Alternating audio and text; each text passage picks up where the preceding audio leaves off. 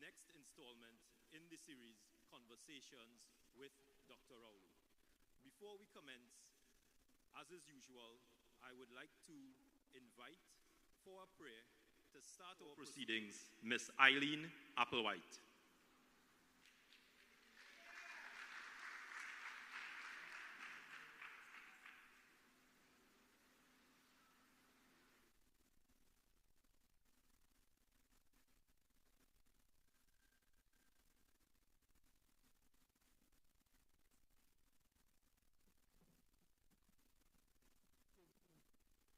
Let us pray.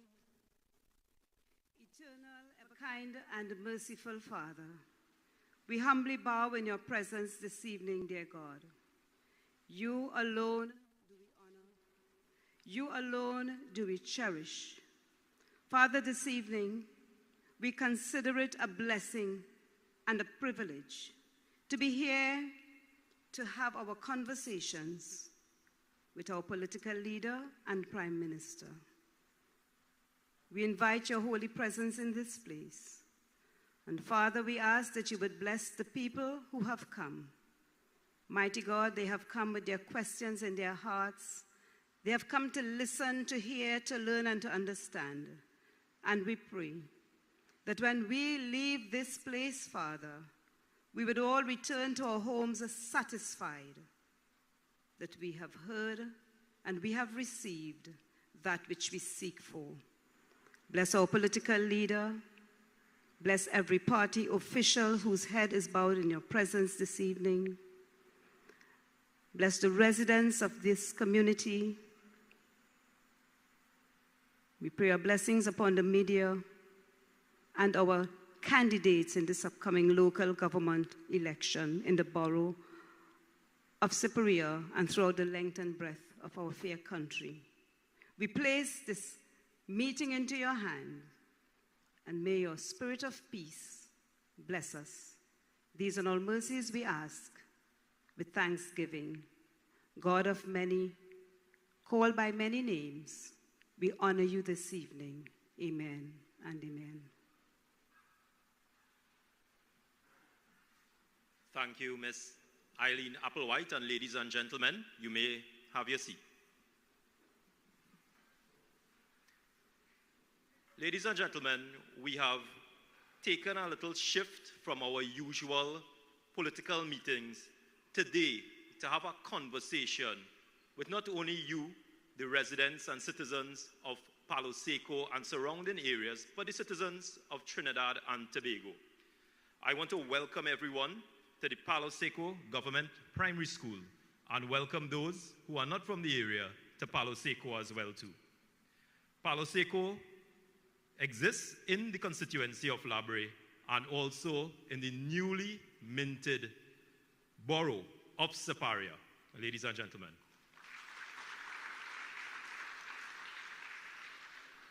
Before I move forward and further, let me just take the time to acknowledge the following persons. Dr. the Honorable Keith Rowley, Prime Minister and political leader of the People's National Movement, who is here today with us to have a conversation with you all and with Trinidad and Tobago. The Honorable Foster Cummins, MP for La Hoquita Talparo and Minister of Youth Development and National Service, also our party's General Secretary. The Honorable Faris Al-Rawi, MP for San Fernando West and Minister of Rural Development and Local Government. MP for Labre, right here, our resident MP, Mr. Stephen McClashy, Minister of Labor. We also have, and I would like to acknowledge in the crowd, our party's matriarch and special advisor to the political leader, Ms. Joan Yule Williams.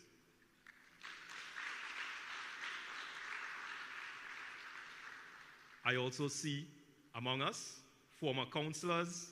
I would like to recognize Ms. Arlene Ramdale, former councillor for Erin and candidate for Erin. I have seen Ms. Dana O'Neill Jeve, former councillor, immediate former councillor for Palo Seco. I also see in the crowd, and I cannot not mention Ms. Christine Neptune, a previous councillor and alderman, constituency executives, party members, and members of the public who are here today to listen to this conversation with the Prime Minister, with Dr. Rowley. This conversation series commenced under Dr. Rowley as Prime Minister as a means of listening to the views of you, the citizens of Trinidad and Tobago. It also provided insight into many of the initiatives of government and many of the policies and plans that government would be initiating, and allows you, the citizens, the opportunity to scrutinize by asking questions. More importantly, it allows you to put forward your views and get clarity on a number of the issues, because we know out there in the traditional and also especially on social media, there's a lot of misinformation.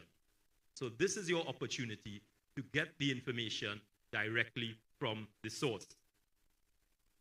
So you will have the opportunity to ask these questions. Today is yet another installment of this conversation series, this ongoing conversation series. And the topic of this conversation series is the topic of the day. It's also the topic of the season, which is local government reform. So I urge you all to pay attention, and most importantly, to have your questions, come for your clarification, and ask. We have Dr. Rowley here, who will be taking the mic and answering what you have to ask. So our series today will be structured, and I will briefly go over the format. Dr. Rowley will make an initial presentation on local government reform. There's also local government elections currently taking place. And this should be sufficient to generate a healthy conversation where we are able to have a discussion and hopefully generate some well-meaning, some intelligent, and some insightful questions from you, the members of the public. We will then switch to the question and answer segment, and I will lay down some ground rules as to how that will be carried about. And in so doing, hopefully we could generate that healthy discussion. We could get the insight that we have all come here for, and that I know members of the public on television, on social media, will be eagerly awaiting to listen to. So without further delay, ladies and gentlemen, I now introduce you, and I now turn you over to our Prime Minister and political leader, Dr. Rowley, to give his opening presentation.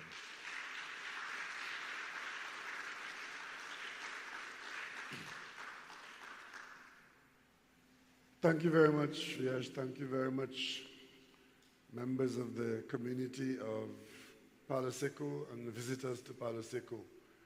Permit me to acknowledge the presence this evening to help me with this assignment. I have 3 of my cabinet colleagues here, so if things get too difficult for me, I can always just go down the steps here and then they will take over, right? But it's always such a pleasure to be in this kind of seat where I sit and eagerly anticipate some interaction with you in the community. I've spent the afternoon in Palo Seco, where today we kicked off the restoration of the velodrome here in Palo Seco, and I've been here since, and it's been quite enjoyable. And thank you very much for coming out, and I trust that we will be interesting enough to attract the attention of those who are on social media, because I gather we will be taking questions and comments from people outside of this room by way of our social media connections. So, local government. What is local government? I can tell you, ladies and gentlemen, that I have a very, I've been in public life for quite a long time, and it started with some involvement with the local infrastructure by which government provides services and some goods to people in their neighborhoods. The first time I appeared on a public platform outside of the 1970 conversations, of course, I'm talking about since I've been a PNM member.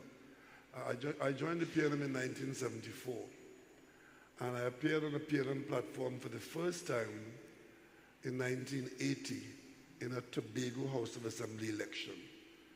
And it was the year when the Tobago House of Assembly was formed. The law was passed. It used to be the Tobago County Council. And there was a lot of conversation, some of it quite heated in Tobago, about how this county council could be replaced by something better, which would service the people of Tobago's needs in a more effective and satisfying way. That was my birth into politics, you may say. I appeared on a platform with an experienced person over in Padmore in a place, in an election in Tobago. But what struck me is how at the time there was such divergent views in the population in Tobago. One group was saying, well, the county council is not really the problem, a vote, and we shouldn't be too adventurous in making changes. And another group was saying that if changes were made, Tobago could see a better kind of governance at the local level. We're not here talking about the government in the parliament. It was the government in the streets, in the neighborhood, in the woods, in the back roads. And eventually, the THA election was held. The PNM got 4 seats. The other side got 8. And the PNM, the Tobago House of Assembly came into being. That was 1980. From then to now, we have been able to see that the Tobago environment at the local level has improved considerably to the point now where people in Tobago talk about the Tobago government, the government of Tobago. It is government, but it's not the national government. But what we should look at is what does local government do? What is local government, which I think is the question he posed to me. Local government is the administration of state, the administration and management of the state that impact your life at the closest level to you wherever you live. It involves your backyard, your streets, your districts, whether it's a health district. It involves providing you with protection from harm, looking after you, from insect vector control, rodent control, collecting your garbage, cleansing, and so on, to ensure that where you live is healthy, is connected, is comfortable, and it's an environment in which you and your family, your neighbors, can call home, not just your yard and your house, but all the areas that you interact with and all the things that you do that require the government dealing with you at that level wherever you live. There's a Ministry of Local Government, and there has been so for the longest while. A ministry in the capital city, and there's a minister in the cabinet who has responsibility for ensuring that these local services that you need in your neighborhood are supplied as the government expects them to be supplied to you. So the Ministry of Local Government exists and has existed for quite some time. The country has been broken up into a number of sections. It used to be wards, then it became county councils, then we talk about it became corporations. Some places are cities, some are boroughs, and some are still corporations. But there are districts of the country in which these management entities, these governmental services are provided to you within that district by a kind of a management structure. That structure is overseen by the people you elect. They're called councillors, and they may be led by a mayor or a chairman. They have the responsibility in council to ensure that government down at the roots through local government functions.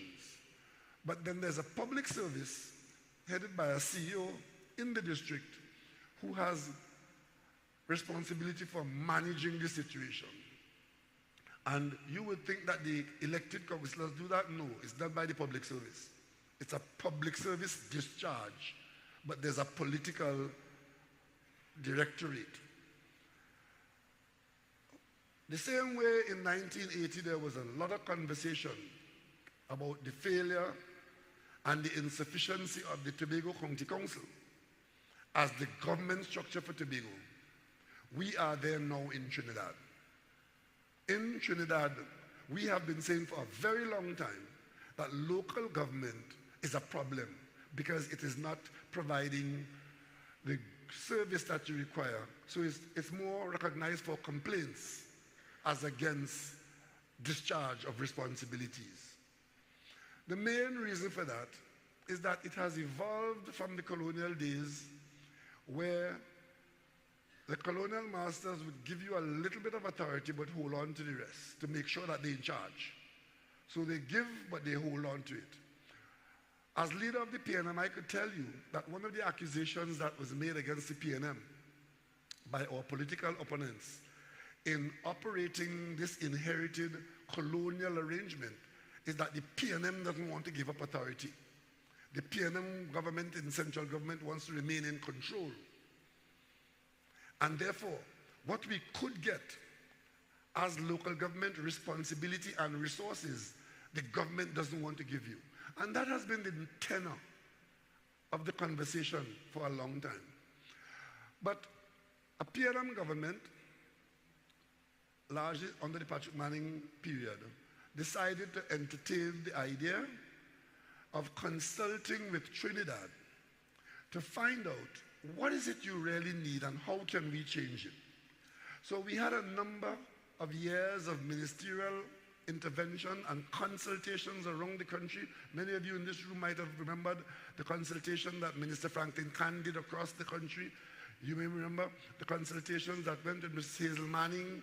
You may have seen the documents that were produced. You may have heard the conversations. And then, of course, you have your new minister now, former Attorney General Faisal Rowley, who is now the Minister of Local Government. But arising from all of this, against the background that we generally say that local government is not functioning sufficiently well, and that some changes can and should be made, we have come to the point where the whole issue was taken to the Parliament to distill what the consultations produced, what documentation produced, what recommendations existed, and we've gone through that parliamentary process involving all your local government people. And I can tell you, some of the people who spoke with the greatest clarity on this in the end, when we did the consultation, were the leadership in the local districts of the UNC, because they have had experience like the PNM in running corporations. So a number of leadership voices supported it. Unfortunately, at this time, some people see it as not being politically convenient to support local government. But the reform is saying we can make some changes, some of them quite fundamental, but make some changes to allow you to get better management, better employment creation, better job satisfaction, better opportunities, greater responsibilities by taking some of the things that the central government do now and not do well because they're too far away from you, and bring it to you with the necessary resources, of course, that you can do it at the local level and not having to wait for decisions to be made so far away from you, or for permission to do certain things in offices away from you, but you can do it in your district through your council, and you then hold your councillors to greater account for the resources that they have and what they do with it and how they service you. That is the gist of local government reform. It involves a revenue stream because it takes cash to care. It takes money to do things. You do get, in the current arrangement, you get some subventions that will continue, but you also will get your own that you raise in your district from the very light property tax that will follow, that landed building taxes, which your parents and your grandparents paid, which you will pay, and you manage it and make sure it is not wasted.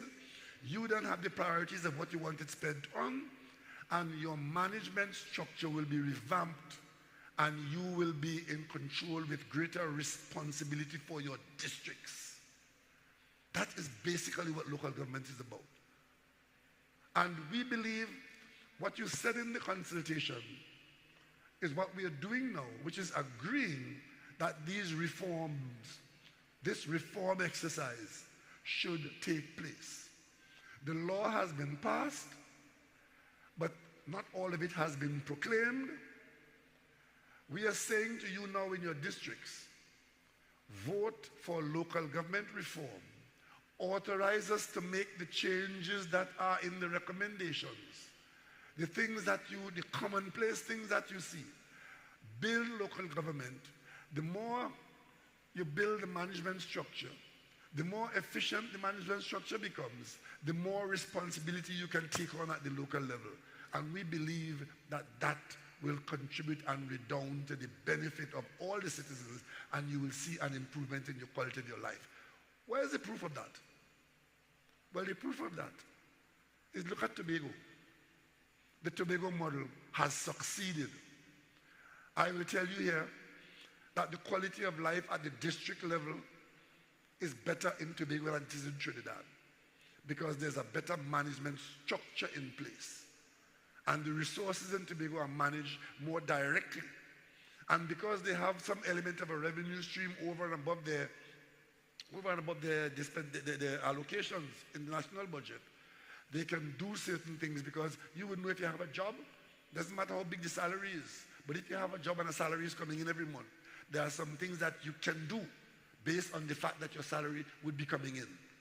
So that kind of arrangement, you should take guidance from the success of the Tobago model. And I'll tell you finally, when the law was passed in the Parliament to create the Tobago House of Assembly, Dr. Williams is on record on the Hansard as saying, we will do this with Tobago now as it has been advocated and is now being supported.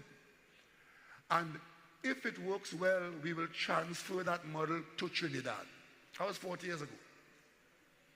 So the time has come, time has passed to embark upon meaningful local government reform in Trinidad. And 2023, August 14th, is when you will make that decision on your own to reform local government and bring it into the 21st century in Trinidad.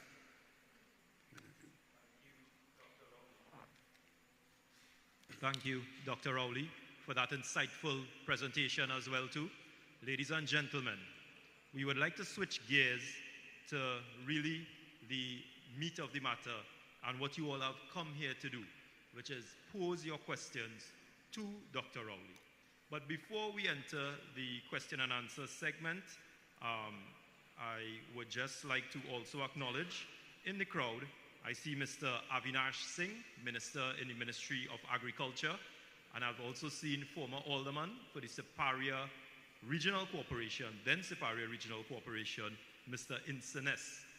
My name is Viyash Nanlal, and I will be your moderator for this section of the proceedings going forward. So just let me lay the ground rules first of all.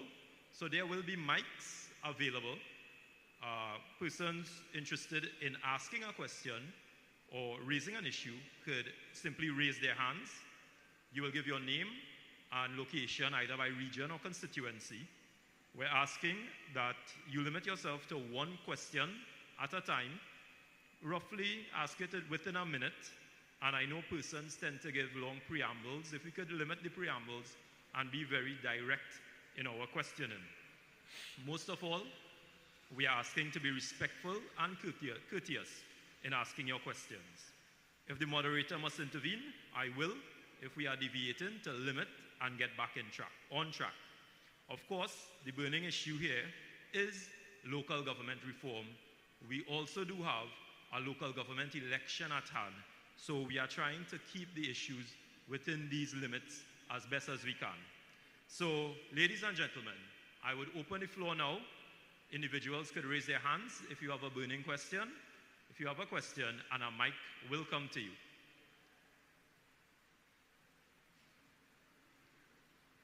Yes, we have a question. Good night, everyone. My name is Christoph. I am from the District of Erin. And my question to you, Dr. Rowley, is with the local government reform, what would that bring for the young people of this community. I'm sorry, I'm not hearing you as clearly as I would like. With the local government reform, what would that bring forward to the young people of the Superior Regional Corporation? Okay, what it will bring opportunities to manage the borough. It's no longer a regional corporation, it's a borough. Superior now has borough status. So what we anticipate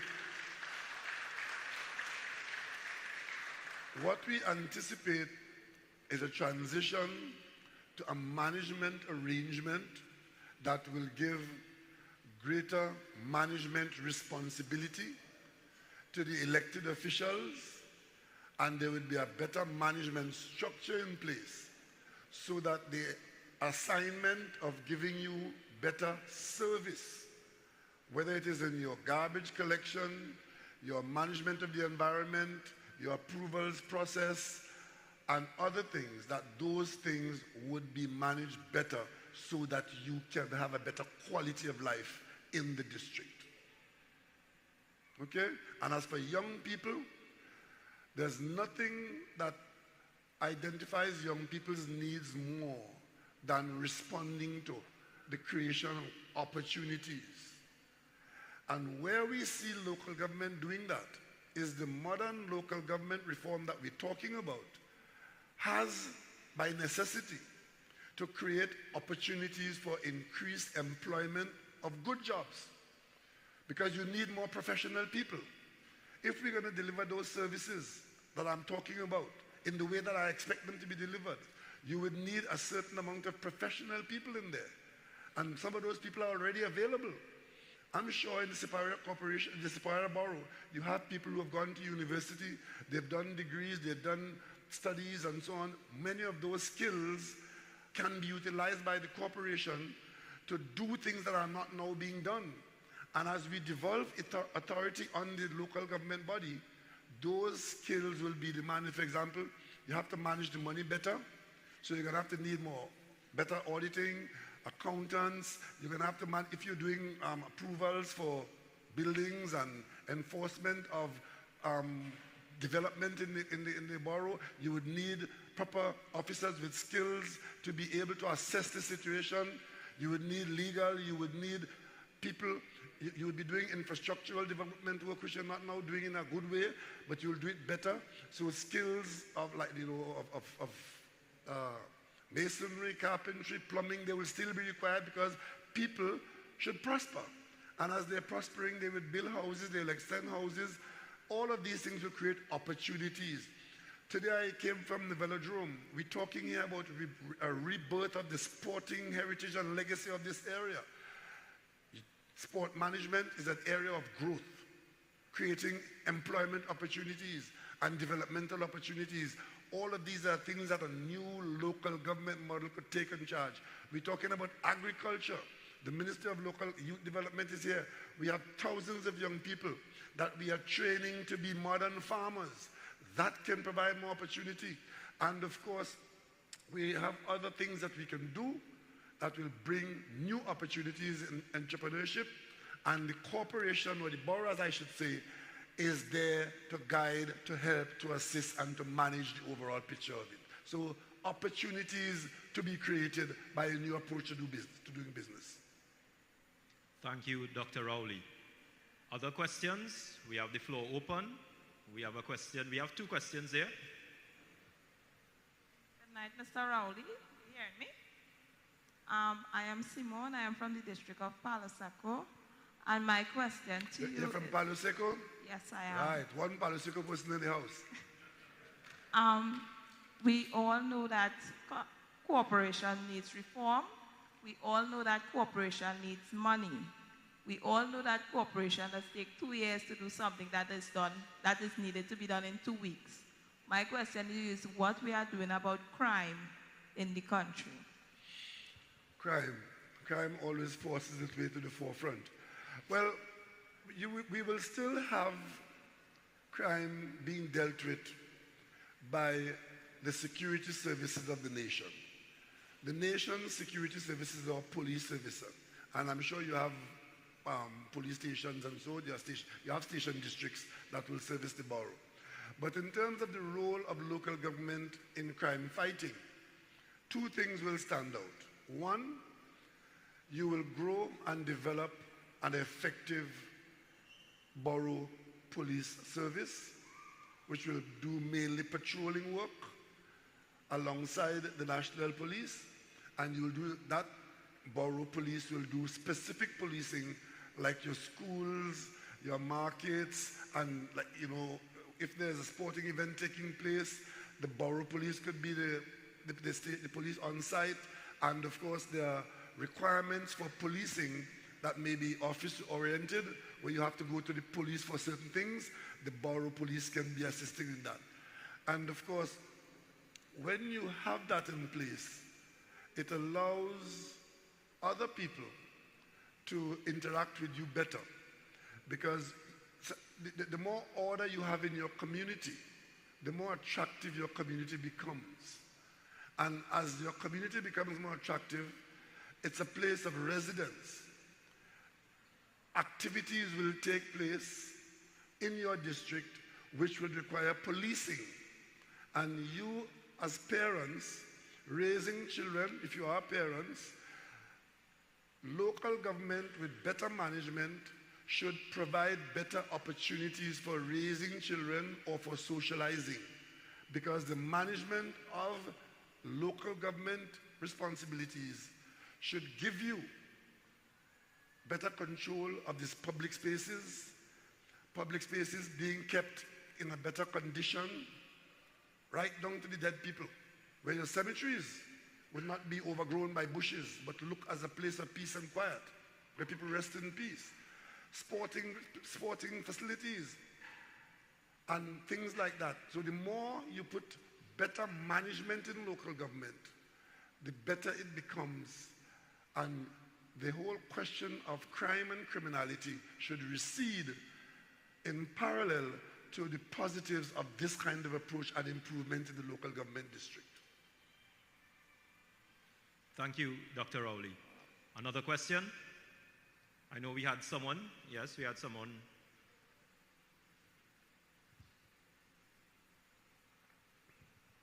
Good afternoon. Yeah, if you could speak up there, please. Good afternoon, Good, Mr. Dr. Rowley. My name is Paula Olivier. I was born and raised in Palaseco. This question I have for you is that the youth of Palaseco itself keep asking about jobs. So with the local corporation reforming, would it have jobs for them? Well, opportunities will be improved, and the youth who are looking for jobs, there ought to be programs. Some of these programs can be run by the local corporation to prepare these youths for jobs. One of the problems that we have with the requirement for jobs for young people is that many of the young people do not have the necessary skills that they need to be able to command the jobs that are available immediately. So creating employment must go alongside with creating skills, so that the opportunities when they arise, the skills will be there for them. And there's nothing to prevent a good functioning local government body from having the kinds of preparation programs, either directly or indirectly, to allow young people to be able to develop their potential.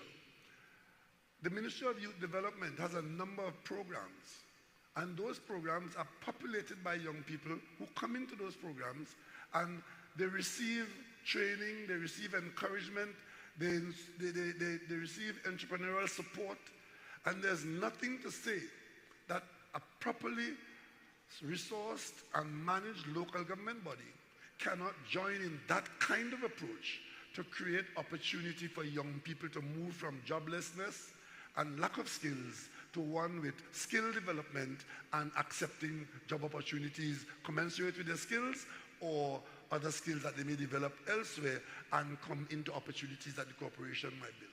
Some of those opportunities may not be directly in the corporation, but if the corporation is properly run, There will be private sector activities that will require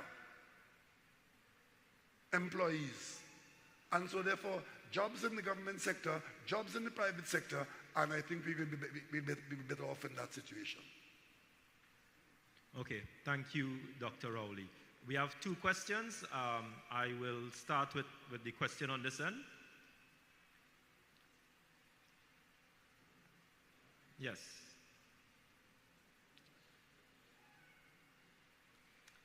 Good evening, Prime Minister Dr. Keith Rowley. Good evening. To the moderator, to the ministerial folks that are present, and to all villagers and those around.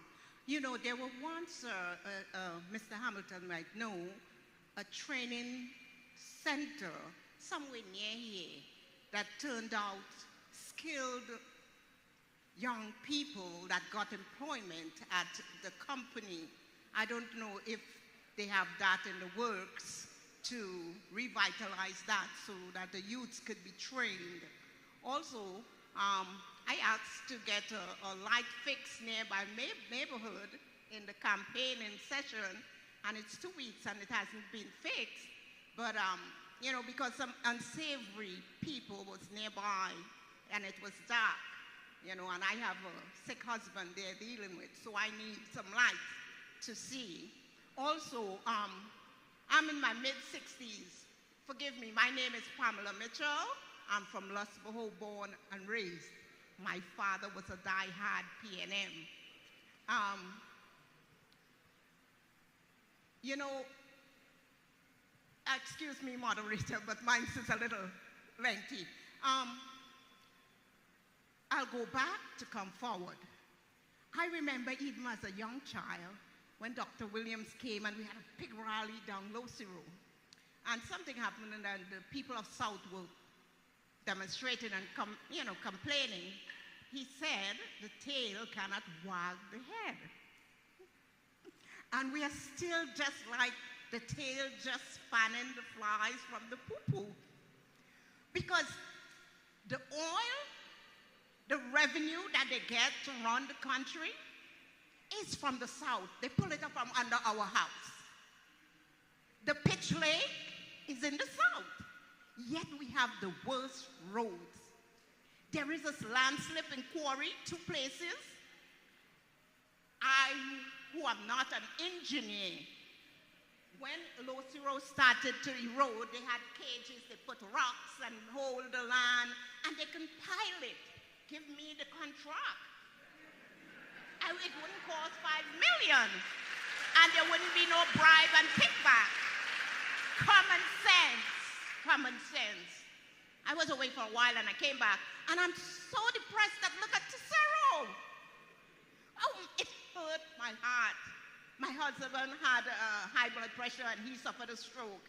And all during these years, I never suffered with high blood pressure. I came home and I started to complain about everything. Okay. Ms. Mitchell? You understand? So, we, with being, what do you call it now? Not a borrow again, but a borrower they're making it. I hope it's better, and I wouldn't break my foot in Siparia on Edward Street on the corner of Palo Seco taxi stand that has, since I was little, had that broken sidewalk. Thank you. So we are looking for betterment. Amen. Thank you, Ms. Mitchell. We'll give the Prime Minister an opportunity to respond. Yeah. I know you raised a number of issues there. Thank you very much, Mr. Mitchell, for your very passionate intervention. Let me say something about our pitch lake and our roads. 2 things that I need to say in this conversation. One is that a pitch lake does not road make. Many people think that because we have a pitch lake, it automatically feeds into roads. You may not believe this, but the operation of the pitch lake in recent years had been contributing virtually nothing to local road maintenance. They might have been selling a bit of pitch which went abroad, but what really happened, that company was marketing bitumen from the oil refinery. That is where Lake Asphalt had become, a marketer of bitumen from the refinery. With the forced decision of the refinery coming out of business because we didn't have oil to keep it going profitably, it turned out that the Pitch Lake business dried up. You would have seen Pitch Lake workers on television asking for the Minister of Finance to pay their salaries from the Treasury, not from selling pitch. It's a high-quality product which was only being used on highways, not in the secondary roads in the outer districts. We have changed that. That's one of the problems that we've solved. We have refinanced the Pitch Lake business. We have put Lake Asphalt back into business.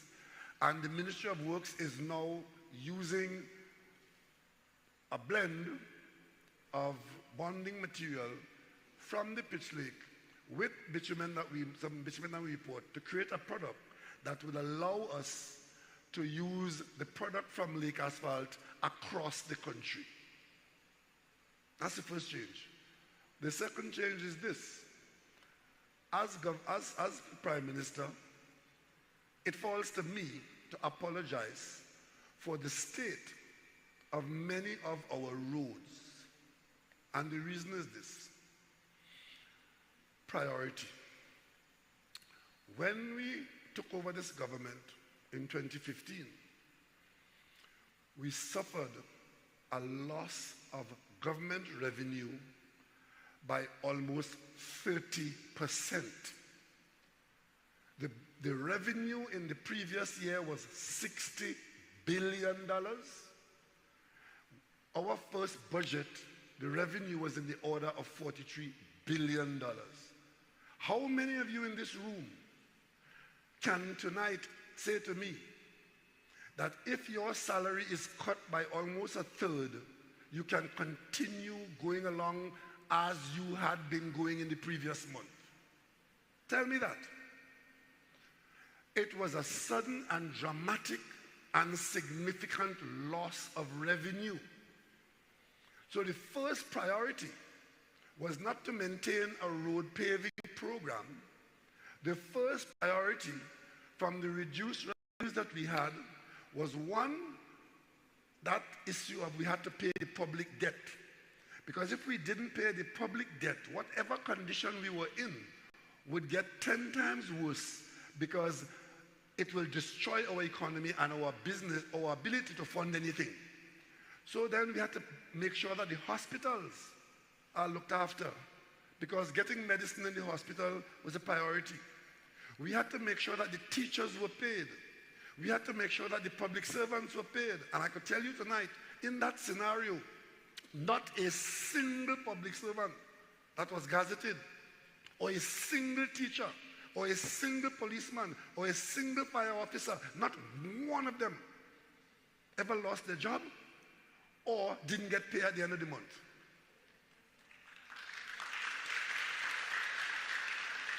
So those were the frontline priorities. And you may have recalled that soon after we were able to get that going in 2018, 2019, and a lot of it had to involve borrowing to be able to do that, including paying $6 to $7 billion in back pay to public servants, because we did that too. Then came COVID,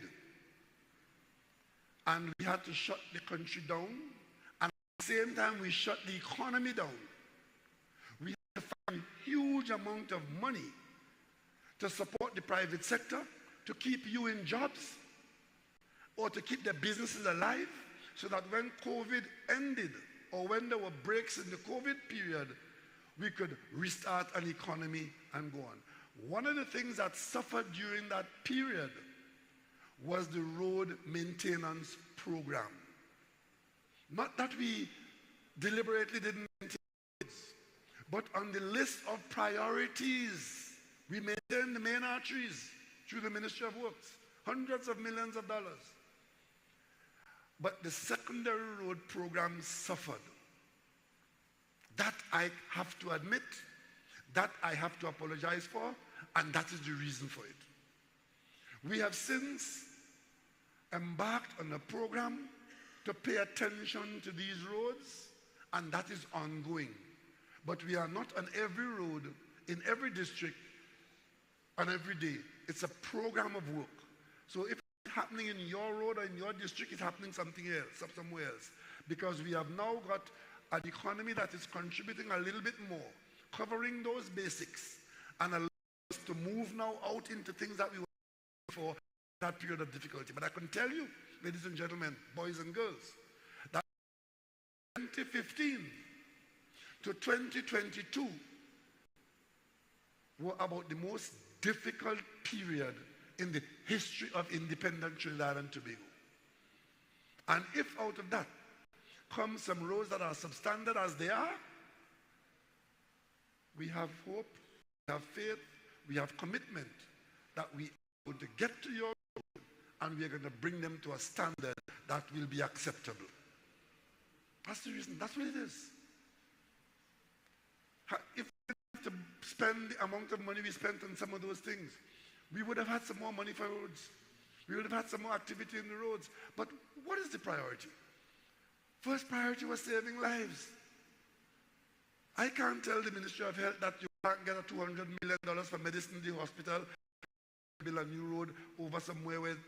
No, we have to say, this is the priority today, tomorrow we'll get to that.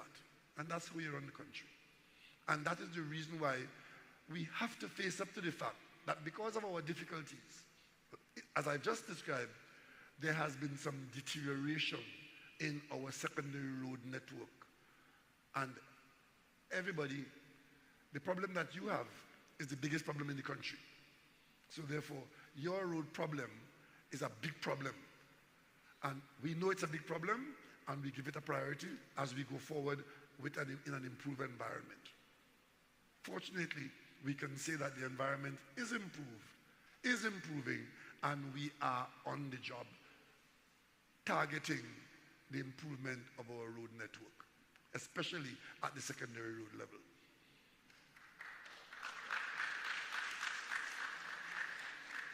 Thank you, Dr. Rowley, for that comprehensive discussion and explanation on our current state of infrastructure in the country. We have another question here at the front.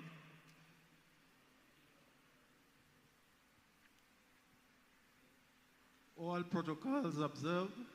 Please. Dr. Rowley. Except you can tell us your name. We'd like to know you. Name Give us your name, please. I'm Jerome Hamilton. Yeah, go ahead. A.K.A. Jerome. the Hammer. Yeah. Go ahead. Honorable Prime Minister Dr. Rowley, one of the key projects for the Southwest Peninsula has been the development of the Labrador Dry Docks. Where are we, Honorable Prime Minister, on this project? Thank you. Okay, thanks for the question. Only today I got a report from one of my assistants who is tasked with managing that. We are still, with respect to the Labrador Dry Dock, the project is still on the table. We are going through the environmental assessment requirements, because you know you can't just go out there and build something. You have to go through a period of, I don't say study, a period of research to determine what happens at different times of the year to be able to work out how the construction is going to influence the environment. So when you announce these projects and you intend to go ahead with them, you get into this period of investigative work. And until that is done and the EMA signs off on it, so it cannot be challenged in the court and the project stopped, and you ensure that what you do meets the EMA requirements. And a dock, a dry dock, is a major project, large environmental footprint. We are in that stage now. I can tell you, we still have the interest from the Chinese to, once we get to the point of EMA approvals for the project and scale, we then will have to move to the question of financing and, of course, the whole question of the moving to an investment decision where you commit the funds to the project. So we are still in the preparatory stage with that. And as you raise that, I could tell you the report I got today, there are 2 docks that we're looking at. The dry dock down here in La Brea, which is a major investment whenever it comes around, and the other one is the existing dock in Chaguaramas, which we call Carry Dock, where the old dock actually rotted in the sea and sank. We are now out in the market to buy a new dock. We went through the process of inviting bids and so on. They told me today they got 8 bids, and they are serious bids, and they're evaluating them, and in short order, that I think it's being done by NIDCO. They should be coming to the cabinet with the outcome of the evaluation of what the bids are and their recommendations to the cabinet. So sometime in the not too distant future, the cabinet will have a decision to take on a replacement dock for Carry Dock in Chaguaramas. And of course, we are anxiously awaiting the completion of the environmental work on the La Brea Dry Dock and hope to take the project forward with that. You see, I should tell you this.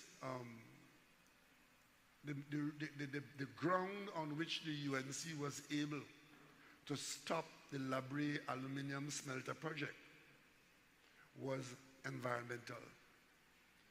The La Brea project had started, the work was going on, TGU was built, the project was underway. Political elements led by the UNC went to court and questioned the EMA approval that was granted to that project.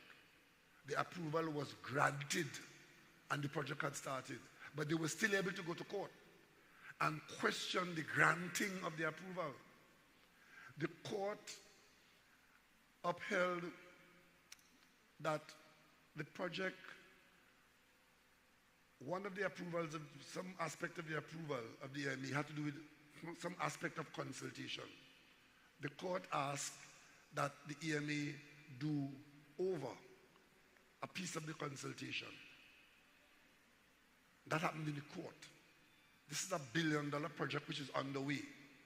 Unfortunately, if the PNM was in office, the EMA would have been allowed to go back with the guidance of the court and do that little piece of consultation that was the only area where there was any issue.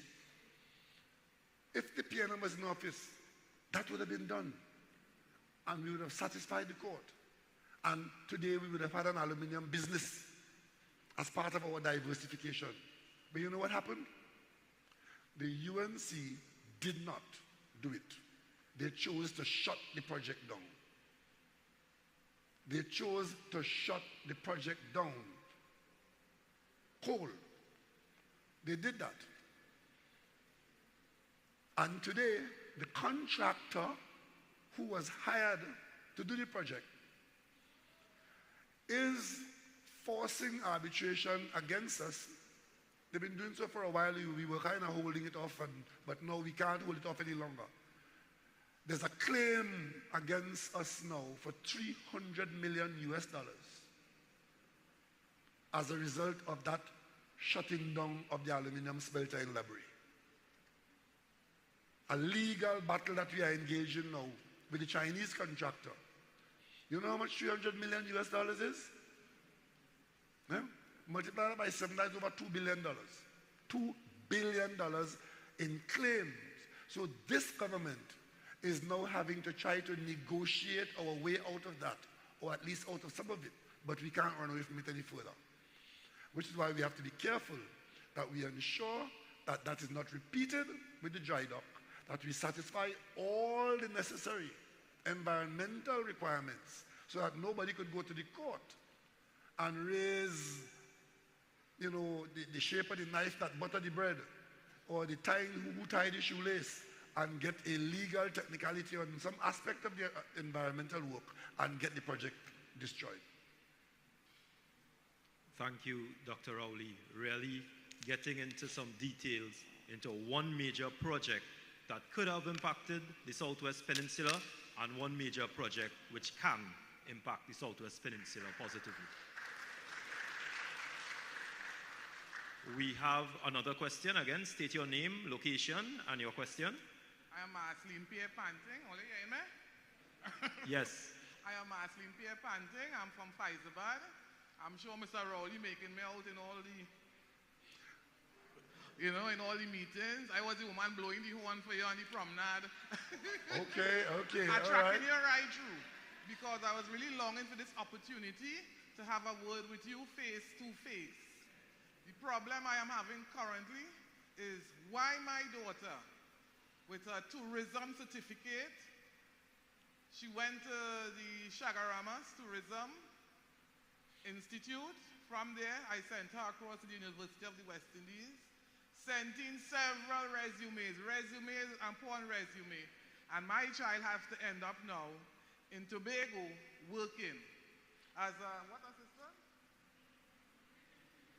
OJT with the TTA. As you were saying that, the children with the degrees now are not being properly employed. And my daughter falls under that. She has to travel from Charlottesville to Scarborough on a daily basis. My job on a morning is tracking my child to work and tracking her back home. She is living at residence, a friend who she made at University of the West Indies, and they managed to put her up, and it's there my child, my only girl child, who I invested so much in. That's how she's living now. These are the questions. And my other question, I have to abbreviate a bit, because if I go on here tonight, I wouldn't finish. Yeah. So, my other question is with the current ongoing campaigning here with the elections. Are you at all involved in that? Because what I am hearing now is that the government detached themselves from it. Yes, what I told the individual, when they told me that. I don't understand that. Repeat that for me, let me hear that. They told me when I'm asking, because people are going out there campaigning on a daily basis. Coming back to the office, nothing. All I am asking, I am a campaign operator, right? All you're asking is that, you give the people out there a little thing who went out there, a little incentive. Nothing is being done. Nothing. Because when I'm asking the question, they are telling me that the government of Trinidad, and I say not my Keith Rowley, I say not my prime minister, and they are pushing it down my throat. Yes, that is the way it's going. Okay. Okay, ma'am. Thank you. Let me talk about the experience that your daughter is having. You see,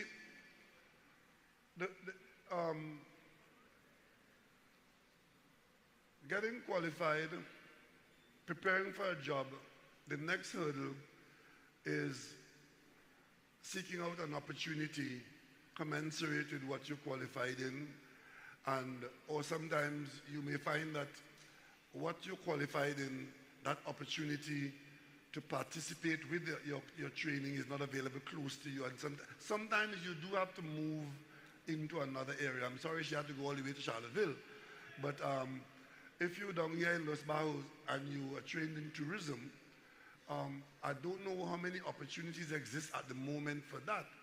That is not to say that you should not be, because a lot of people from an area where the opportunity doesn't exist get trained and go off to other opportunities. I hear the passion with which you speak about your child, but sometime along the way, you may find that you have to let go and let that bird fly to another part of the country and seek the opportunity where it exists. If you only decide to be interested in opportunities where you live, you may find that you may deny yourself developmental opportunities. But as we talk about local government reform, it is my view that every borough or corporation could be involved in that area of tourism that you mentioned.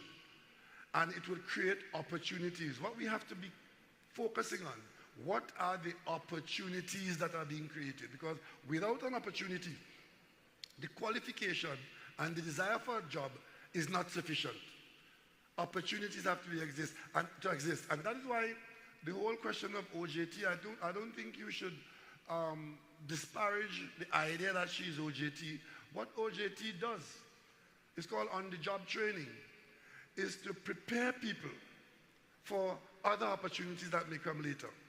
When the cabinet of the Manning government created OJT, it was because a lot of young people were applying for jobs and were being dismissed up front, saying, what experience do you have in anything? And if they had no experience, they were debarred from going further. So the on-the-job training did two things. One, it gave them an entry on the job for training, and in many instances, those OJTs are able to move into opportunities ahead of that period when they spent in the OJT program. So if she's in an OJT program, it sounds inconvenient, but it's not a permanent situation. I'm sure she would still be looking for opportunities elsewhere during that period of time, and she should be. And as for the second point you made about people telling you that the government is not involved in the election campaign, this is the era and the period of people spreading misinformation as fact. Basically telling lies. We are living in an era now where there's no shame in being accused, in being seen to be lying. Let me give you one example. We are in an election now. There's an election campaign taking place. An issue is big and being publicized. This whole issue of inheritance tax. There's no such thing as an inheritance tax in Trinidad and Tobago. As a matter of fact, there used to be inheritance tax. The PNM got rid of it. But the opposition sees this as something to use to incite people against the government. So they created inheritance tax, and they are now campaigning against inheritance tax. Even though the government has said over and over that there is no inheritance tax. It's not being discussed, it's not proposed, it's not intended to be, but they're still campaigning against inheritance tax. That is how life is in 2023, where people, it's called fake news, it's called lie without shame, it's called absence of ethics, it's all there, it's part of our world today. So to hear that the government is not involved in the election, why are we here? Why are we here? Why am I here? We are here because there's an election taking place.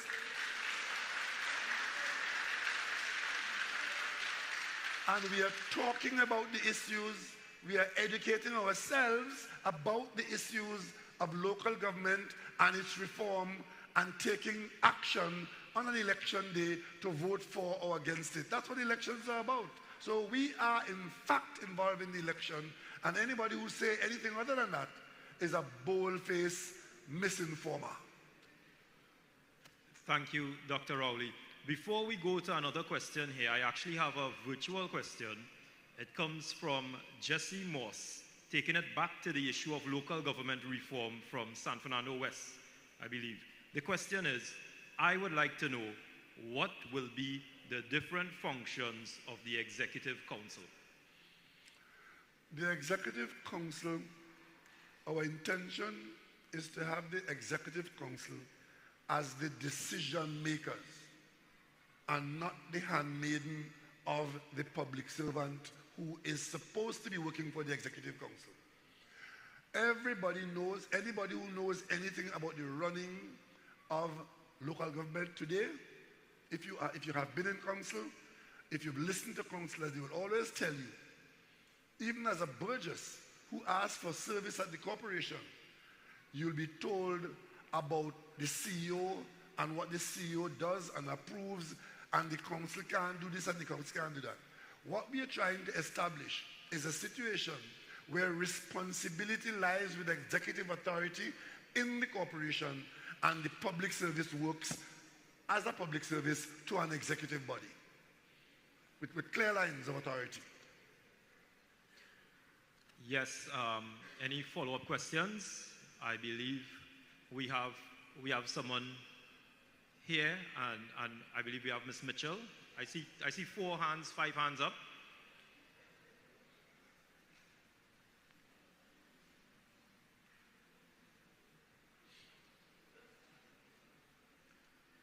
Good afternoon, Dr. Rowley. Good night, sir. And by extension, your cabinet colleagues, and by extension, all others present. So, just a reminder, your name and location as well, too. Right, the name is Clarence Panting, and I'm from Faizabad.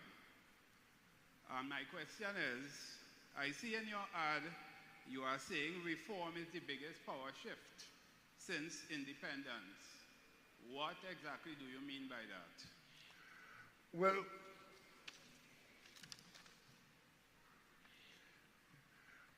okay.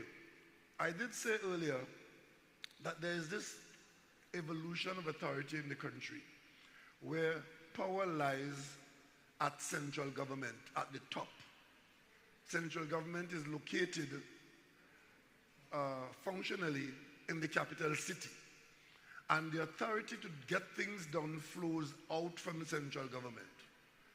So much of the decision making of what happens in the governance of the country, that decision lies with the central government.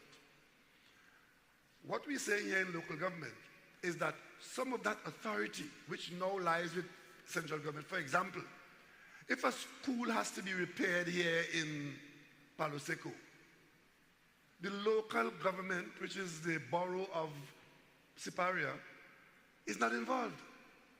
So here you have parents paying taxes, the children going to school, there's a problem in the school that the parents know about.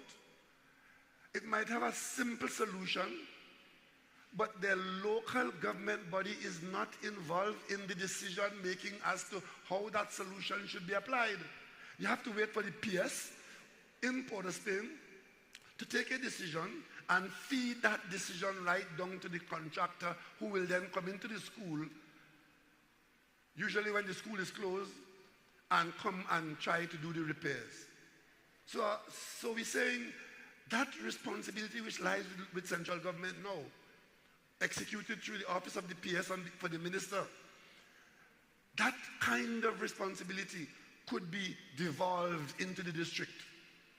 And the executive in the district should have the resources that the contractor would need, which is the money, and the authority to take the decision in the district and get it done in the district by the district. We believe that is greater efficiency, we believe that is better use of money, and you will save time and create a better quality of life for people in the district. You don't have to wait for somebody in Port of Spain to fix a toilet in Palo Seco. That's what we're talking about. That's what devolution is about. Thank you, Dr. Rowley. I see we have 2 questions on this end. In fact, the other question, we will come to this end after. Good night, Dr. Rowley. Good night, ladies and gentlemen. Name and location. I'm Jadel Reed from Palo Seco. I would like your assistance in getting our football field lights fixed at number 8 Road, Palo Seco. There was a power outage and the lights never came back on. We made numerous requests and nothing has been done. We will also like to have the bus services restored to our communities, as a lot of our senior citizens use the service, and almost a year now the service has been stopped. Okay. Now,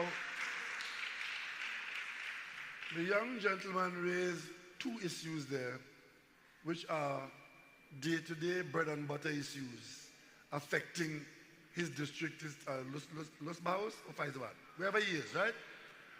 Firstly, The fact that the playing field is not usable, that is a local government responsibility. And if the local government was functioning effectively and efficiently, he should not be here tonight asking me as Prime Minister to get the playing field ready for service. That is the kind of problem that we're saying with better management and the better use of resources, a properly functioning local government authority, Borough of Siparia should be able to improve on that. The second issue he raised is the bus service. That is not a local government function.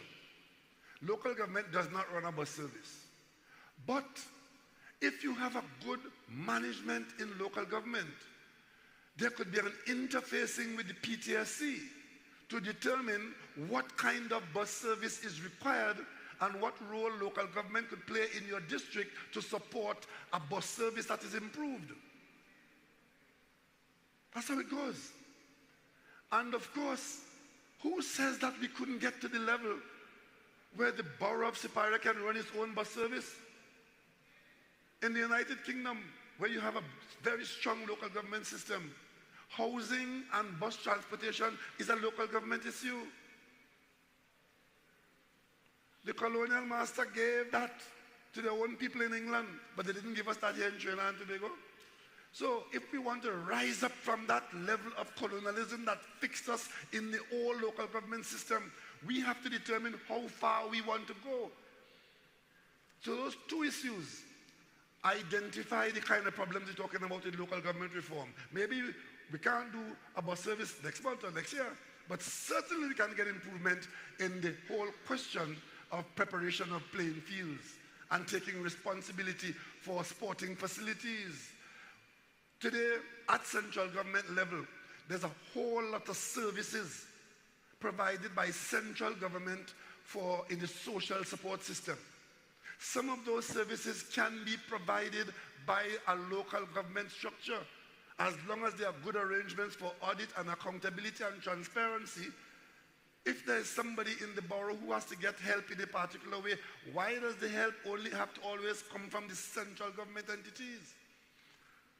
One can change that and devolve some of that authority and some of those resources to central government, where the people who are in greatest need in your community can look first to the local government district. But what you're hearing is a lot of requests being made of local government.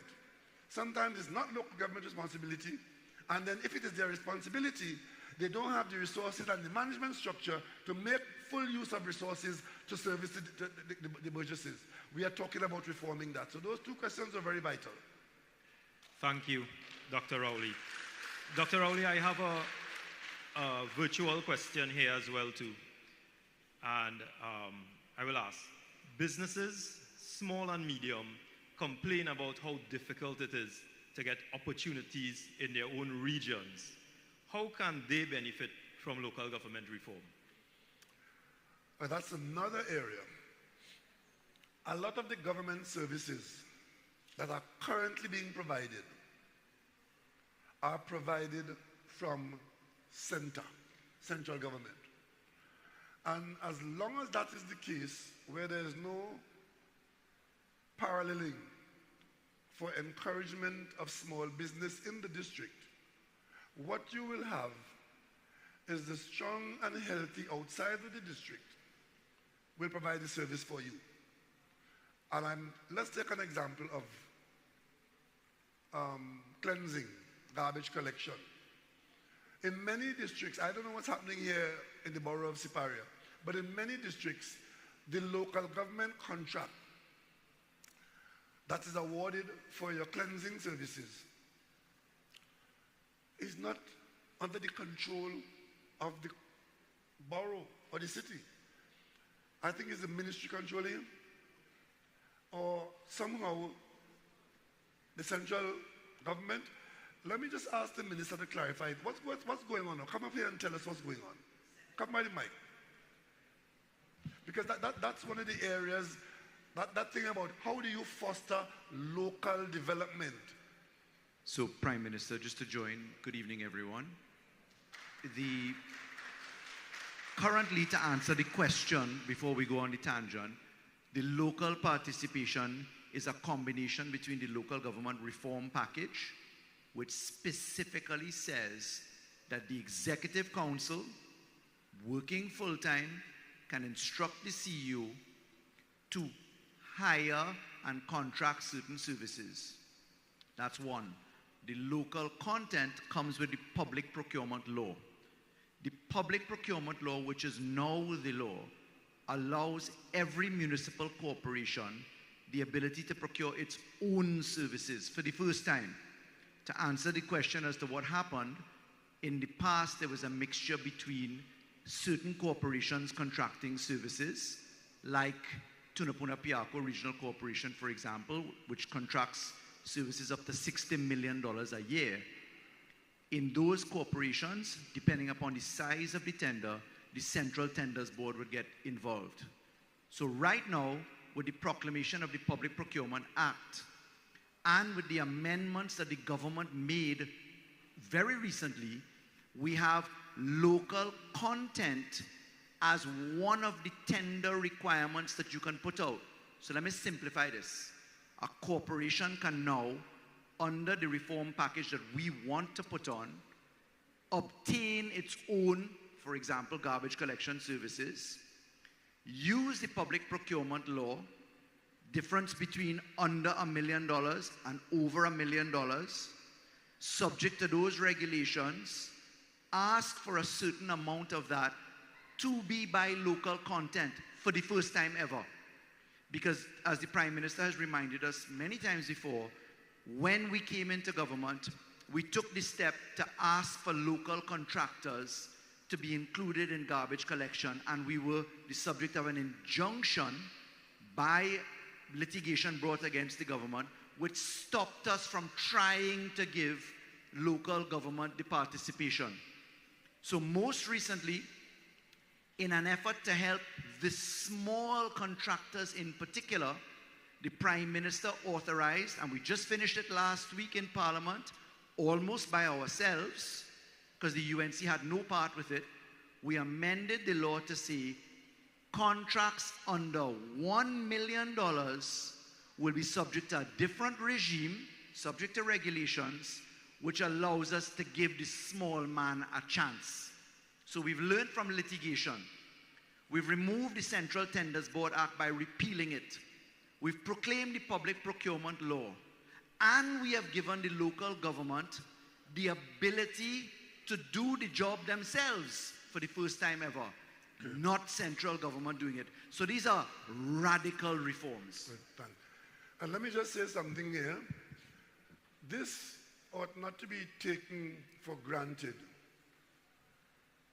It was a PNM government under the Patrick Manning regime, the Patrick Manning administration, where I served as Minister of Housing. That government introduced the policy and made it public that government will encourage and reserve 10% of government contracting for small business. That instruction came from the government, from the cabinet, 10%. As Minister of Housing, we used that policy to encourage a number of small contractors in the housing program. And today, some of those small contractors survived and grew to medium. Some had some business and couldn't get further, but at least we created the opening because we said you need to make some space for the small and even the medium contractor. Otherwise, if you just leave it to who have more corn, feed more fowl, you end up with the same people getting everything and others not getting an opportunity. And I want you to keep that word in your mind, opportunity.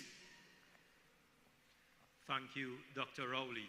And I know we have a number of questions tonight.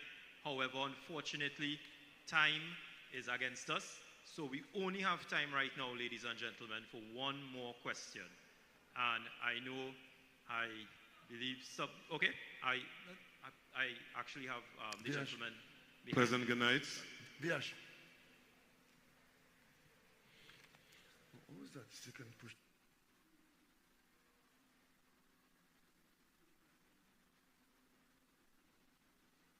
We're going to end at 10. We can take questions up to now. Okay, ladies and gentlemen, we could actually push a little later. So we will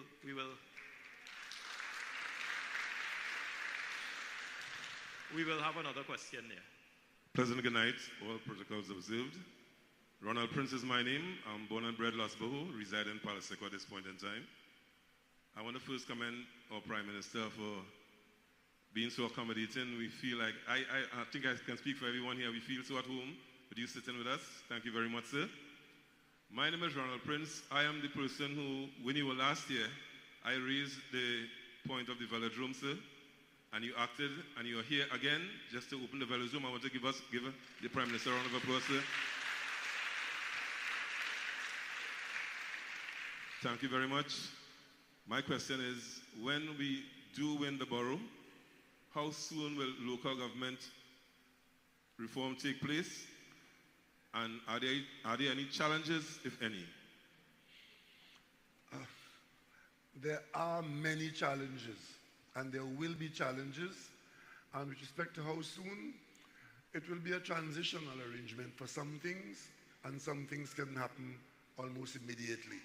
As I told you earlier on, while the law has been passed in the Parliament, there are some proclamations that are required, and you only proclaim if you are ready to operationalize that aspect of the law. So we all are eager to have it done, but we have some preparatory work to do to operationalize, and that will be managed through the proclamation process.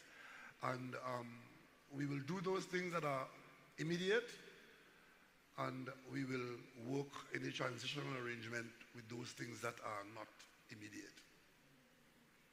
Thank you, Dr. Rowley, and thank you again for agreeing to continue to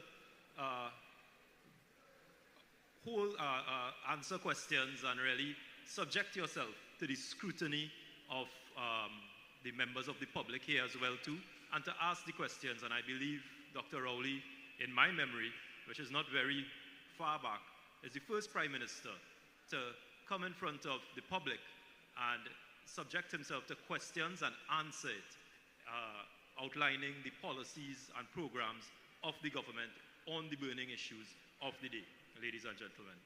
So we continue. Do we have, I will go to an online question at this point in time as well too, Dr. Rowley. A large number of citizens often require access to social services. How will local government reform make for easier access to these services?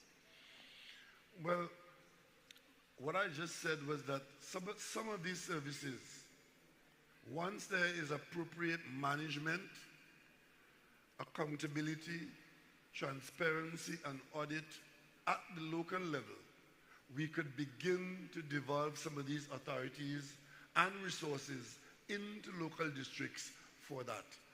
We are on that pathway now, and it's how far, when do we start, what do we start with, and how far do we go?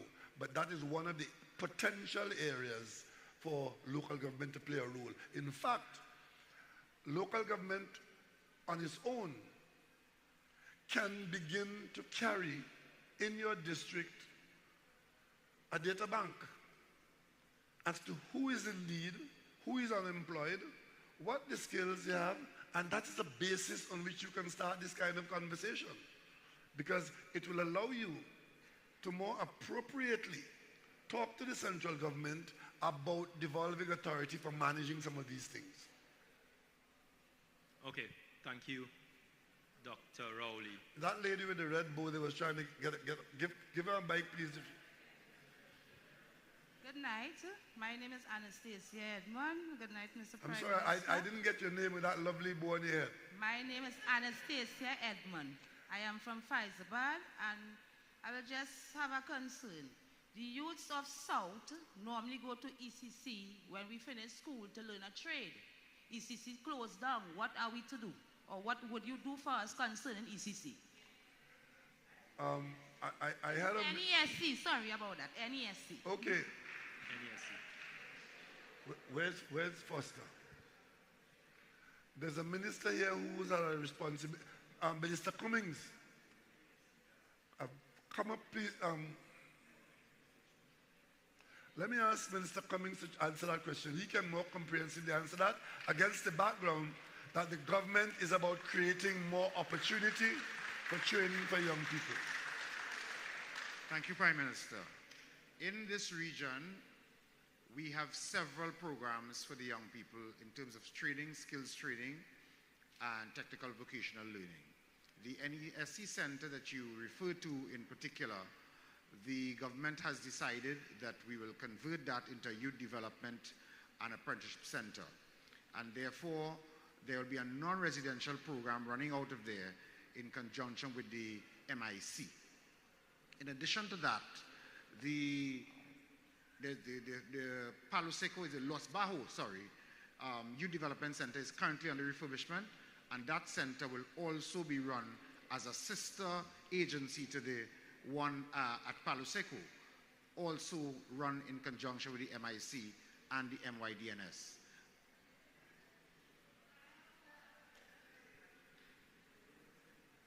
Foster. What would be the criteria to get... Talk in the mic.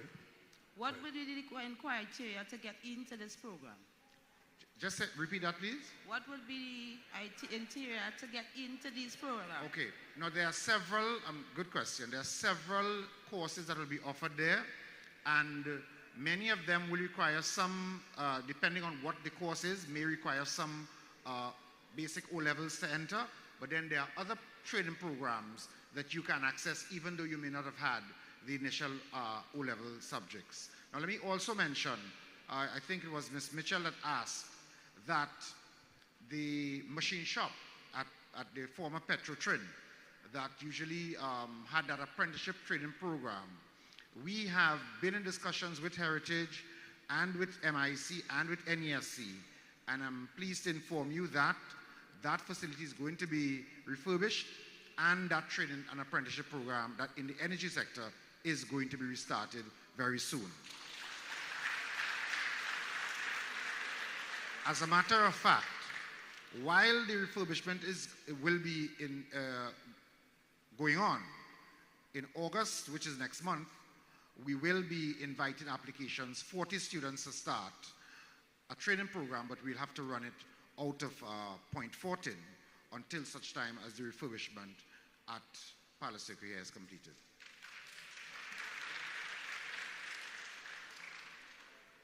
Yes?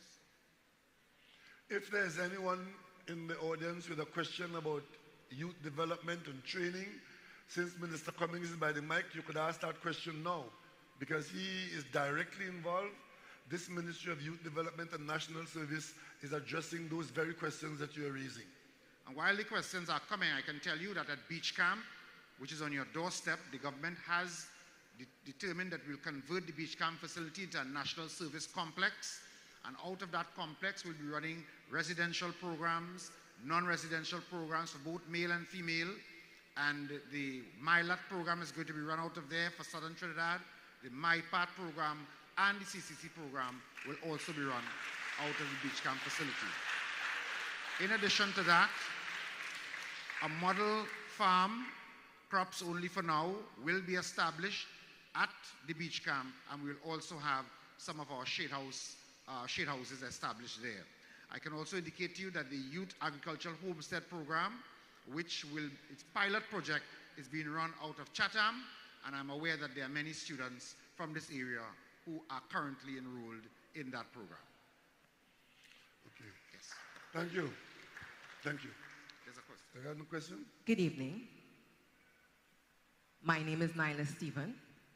I am a candidate representing Palmer's Hermitage. Today I had a walkabout and I rushed down here this afternoon just to be here.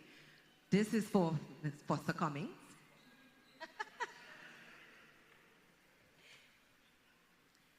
I had the opportunity to meet some young gentlemen today.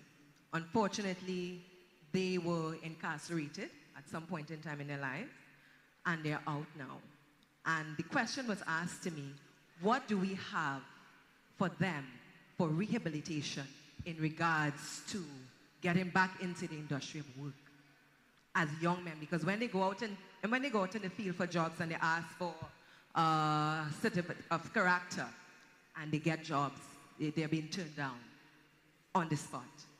No chance of, getting anything, any redress in that respect. So what do we have for rehabilitation for the use of these gentlemen, these types of lifestyle that they're going through? Yes, thank you for your question. I can tell you that we have had discussions with both the police service and the prison service. We continue to have those discussions on a regular basis, and that all of the programs that we have, there is a component reserved for participants coming out of the police youth clubs in particular. We take a percentage from the police youth club of all the programs that we have. Every time we advertise, we reserve a certain percentage for persons participating out of the police youth clubs. And in addition to that, we have relaxed the entry requirement of the police certificate of character if we are able to satisfy ourselves that the person is not going to be disruptive to the program. So that some of the persons that you mentioned will be able to access the several training programs of the government. But of course, we must be able to satisfy ourselves that there is not going to be any disruption to the overall performance of the programs. But the door is certainly not closed for persons who have had minor infractions with the law.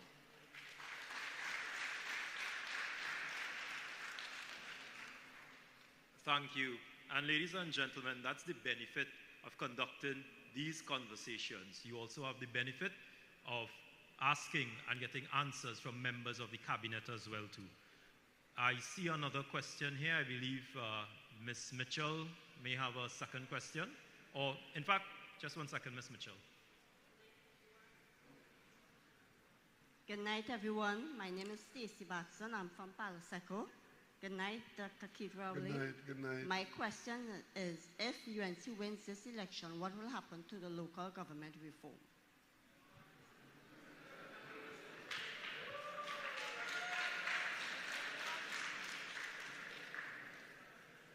Well, sometimes you can avoid the problem, just make sure they don't win.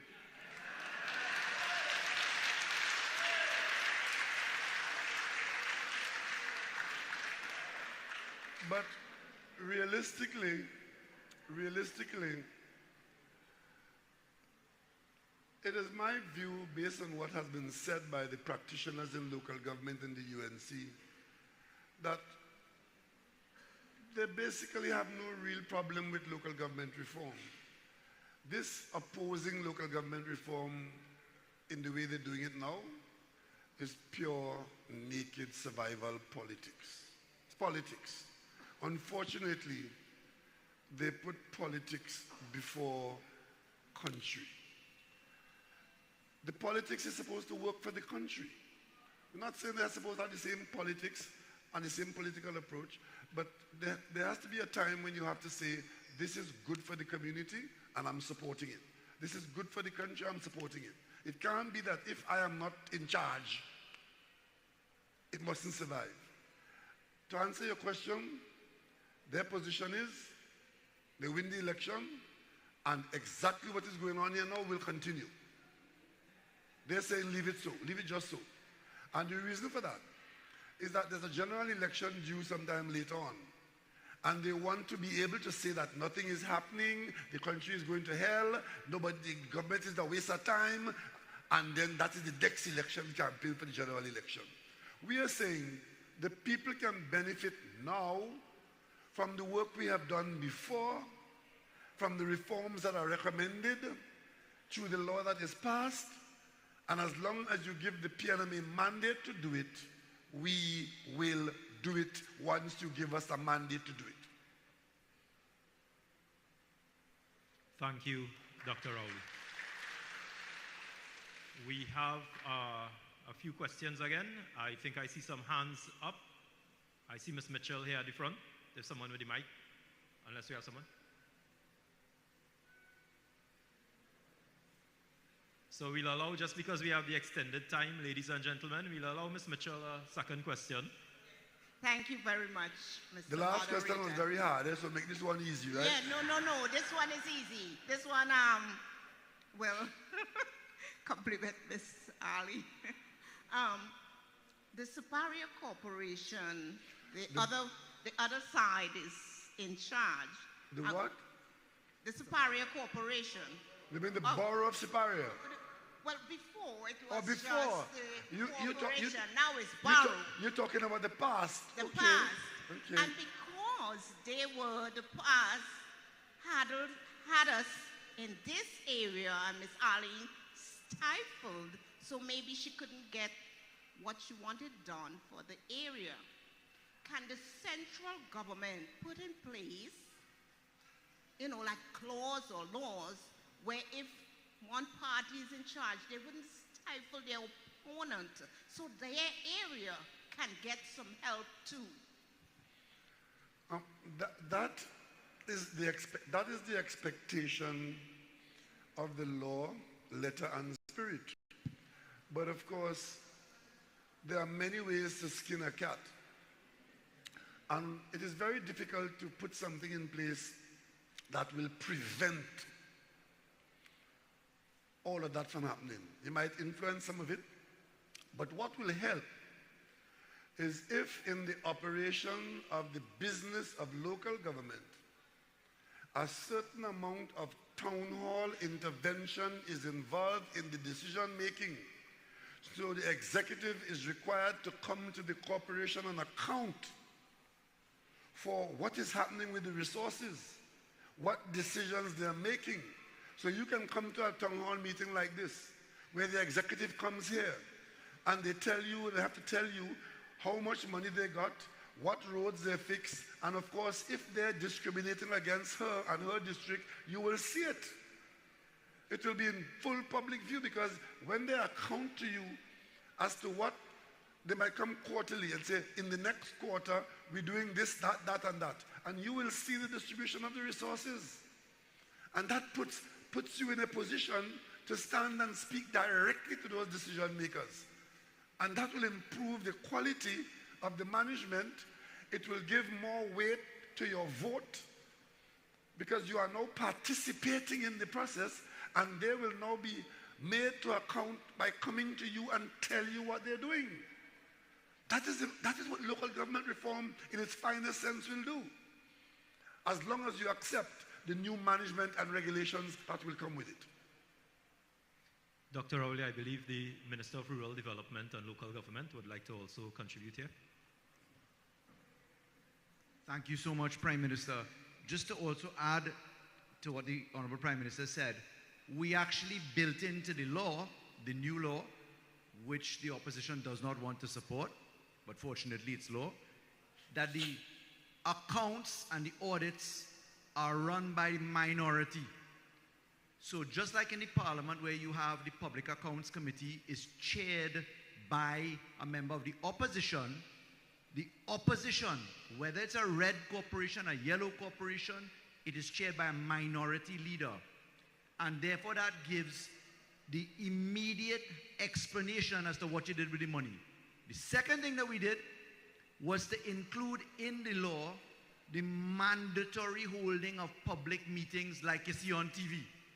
You watch the movie Footloose, you watch the little boy come up and say they want a petition to dance or whatever else. Right there on the floor in places like this, the law says that you have a voice for the first time.